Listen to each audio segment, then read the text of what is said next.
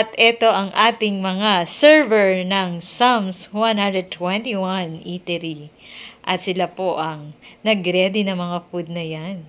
Dahil meron kami ngayong gaganaping SBEC Recommitment and Closing Fellowship. Kaya guys, panoorin lang natin.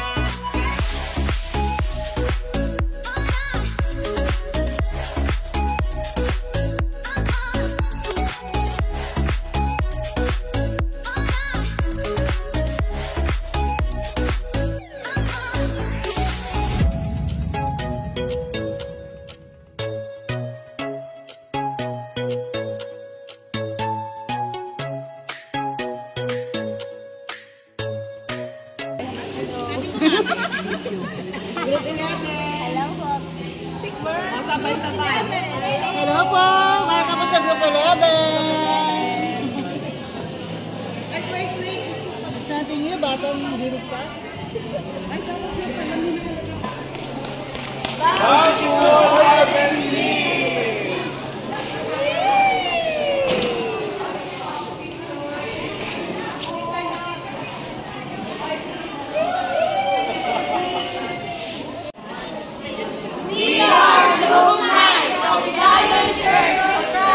Livingstone International.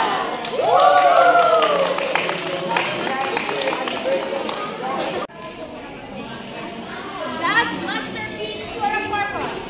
The wish is to last life forever.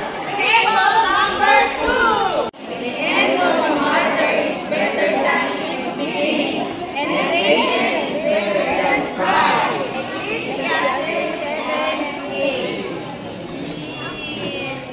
Table number 3.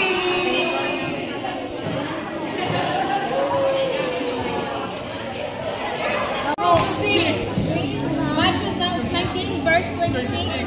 For men, but with God, all things are possible.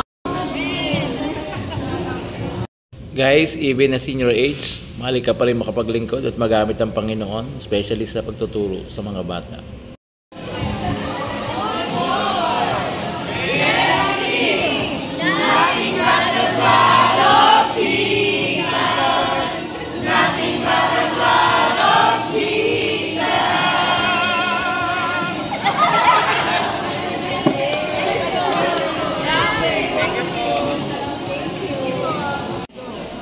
Jesus, my King, arise and stand.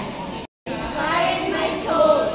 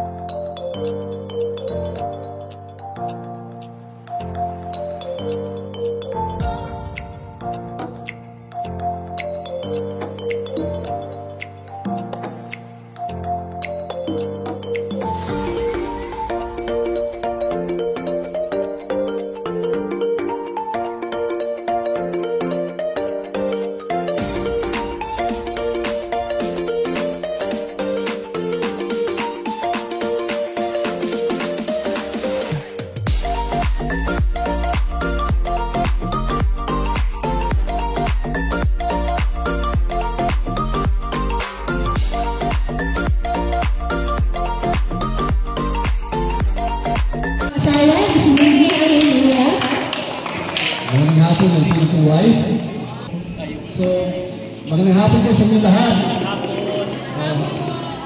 We'd like to thank you, appreciate you all, and welcome you to our SBEC Teachers Recruitment Inclusive Fellowship.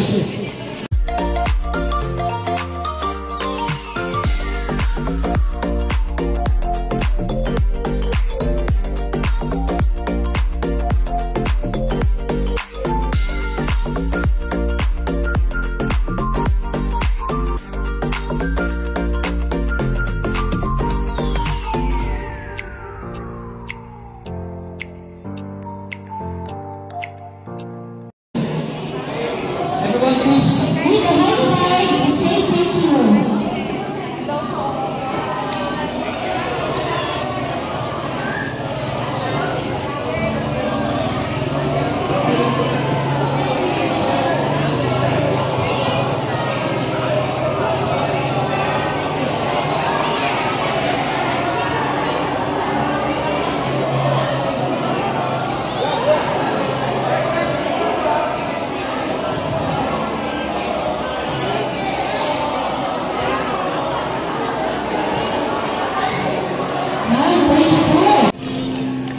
Praise God.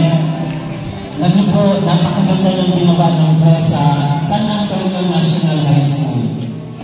Ng mga estudyante po talaga nagpatotoo sa kabutihan ng Diyos sa buhay nila. Wala, may active na pala siya na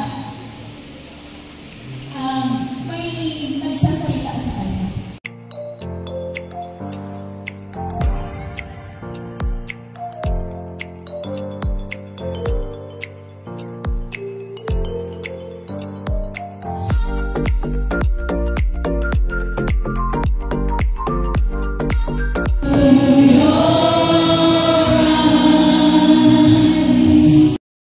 Purihin ang Panginoon.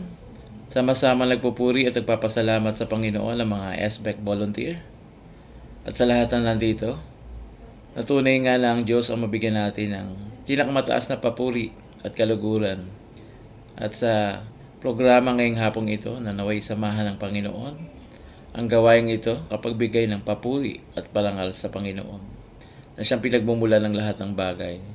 Salamat sa kanyang kabutihan at salamat sa buhay ng mga volunteers na talaga matyagang nagtuturo. Nandun yung passion na maturuan ng mga bata para maligtas ang maraming mga kaluluwa sa paanan ng Panginoon at ma-reach out ang mga bata, most especially sa lugar ng Parañaque.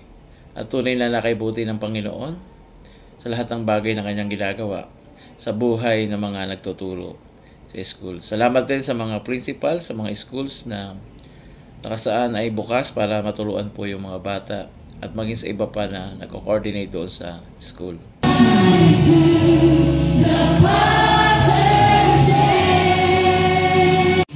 Diyos na makapangyarihan. Ikaw ang sentro ng pagtitipon na ito. Tama po ba? Mag-start na lang po tayo creative. Ayan. So, ang gagawin po natin ay explain po ni Teacher Juliet. Ayan, good afternoon po sa ating lahat. Muli, palakpakan po natin ang Panginoon. Isa ngayon po, gagawin po natin isang energizer kung saan makikilala po natin ang inyong mga group. Meron po tayo isang phrase. Ito po yung phrase na, ako si Blanc, mahilig mag-Blanc, kapag nag-Blanc, ganito. Ibig sabihin kayo action nyo, pero naging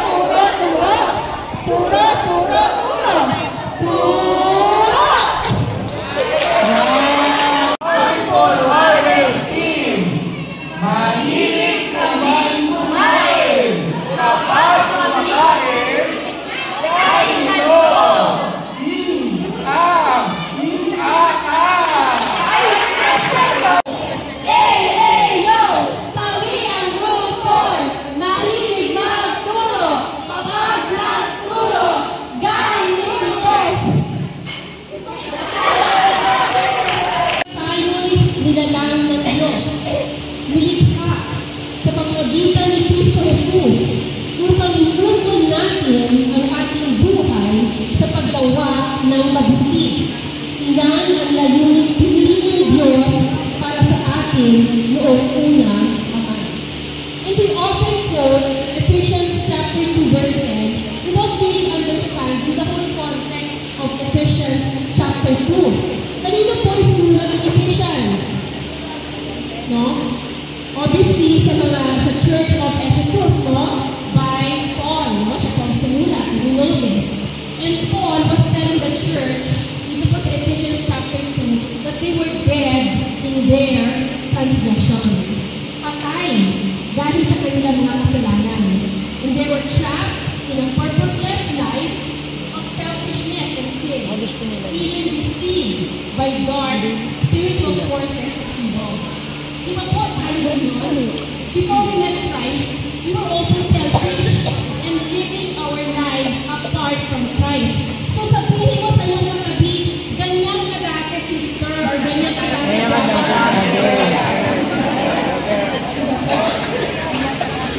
So we too have been living in sin and darkness.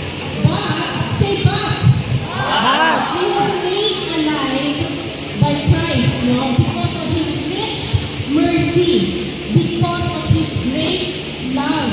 Even when we were dead in our transgressions, we were made alive together with Christ. We were dead and now alive. We were lost and now found. Jesus, you are mine.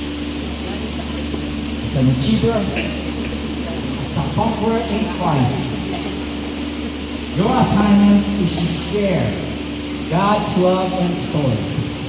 Now, question, will you rise up to the challenge? Ano po sasabihin natin lahat? Amen.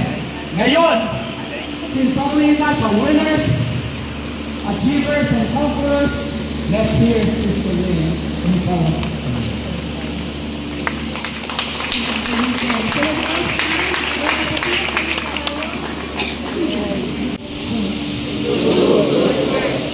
Which God has prepared in advance for me to do. Because of this God, who works in me, to will and to act, according to His good purpose. In Jesus' name, empower me, for the glory of your name. Amen.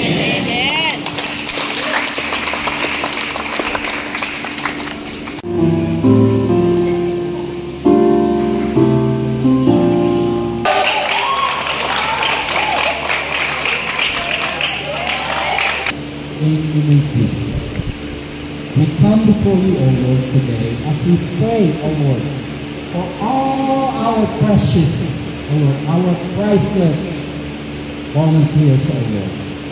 Humbled, O Lord, in serving you by the opportunity, O Lord, of doing that, O Lord.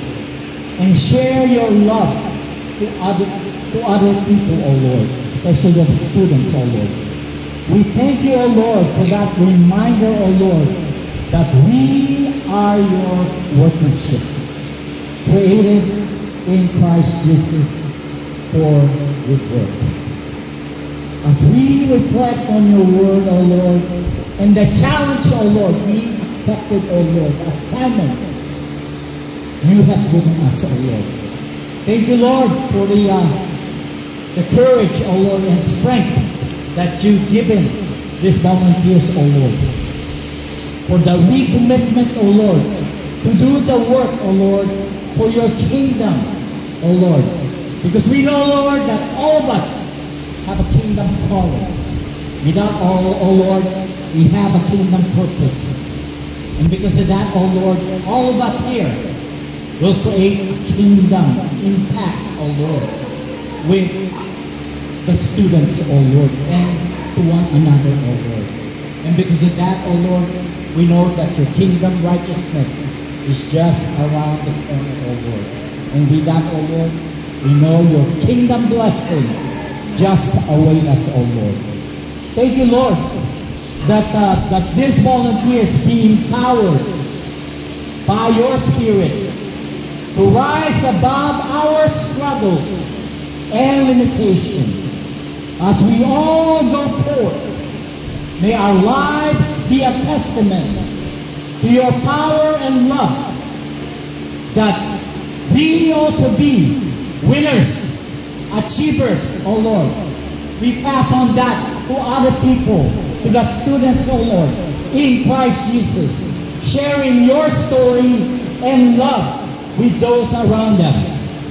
May we not neglect your word, O Lord, because we know it's crucial, O Lord, for the next generation that they will reject your word, O Lord, if we reject it today, O Lord.